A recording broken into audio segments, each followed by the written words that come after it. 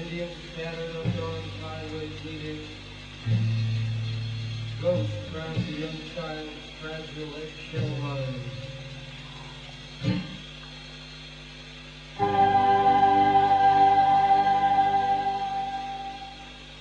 The time has come, the war is set to speak of many things, including the results of our Jungle Book competition results very shortly, but we'll just remind you what the top prize was. A week for a family of 4 to this place, isn't it?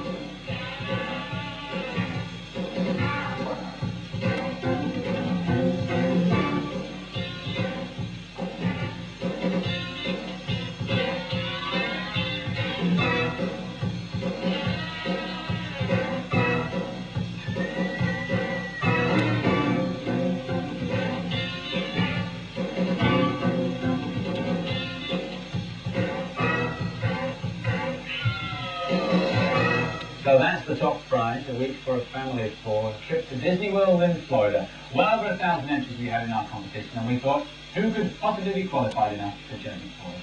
Well, who else but children's BBC's very own artist, Tony Hart. Welcome to the first list. How are you? Thanks, Andy. I'm fine. It's an obvious question, but was it very difficult? Yes. But we got there. An obvious answer. We got there, and we got 2/3, a second and a third. Right, straight to it. Here we are. First of all, Joanne Simpson, who is 6. Now, this, of course, is by Matthew Barrow, who's 11. And this is Busy Day. Second prize. He said squeezing himself in amongst the oil drums. You go around your tyres. This is by Nick Jenkinson, who is 13, and he has created Ali Leach. The second prize is the Disney Love 6 feet by 9 feet, far too big to bring into the studio, but it's covered in Disney characters. It'll look great in your bedroom. The first prize winner. Overall winner. Overall winner. It was obviously Mungo, the mongoose, created by Ashley EGAN, who's also 13. And terribly talented by the look of it. Oh, incredibly talented young artist. The great thing about this mongoose character is that it integrates so extraordinarily well with all the other Jungle Book characters you see here. And he's done it, look, yeah. Yes, King Louis, Hilo. They're all there. You come to Mungo, and he could be done by the Disney. Yeah, they should have been Tony. And the song as well, Tony. Are you going to see it? I've sung it once, and there have been many requests for me not to do so again, so I shall not bother. Of course. No, I shall. Instead, I would like to talk to Ashley about where he got the idea for Mungo from, and he is with us in the studio. No. Ashley, come out from behind that grating, young man, and shake my hand. Congratulations. Well done. Are you pleased? Yes. Good. Ashley, you're a walking drawing board. Show everybody. Now, I know that this is a duck-billed platypus. Why is it a duck-billed platypus? Well, it's my favourite animal, in Australia. I like all the animals, but this is my favourite one. Yes, I believe you've got a strip cartoon running in Australia. So you're a professional artist.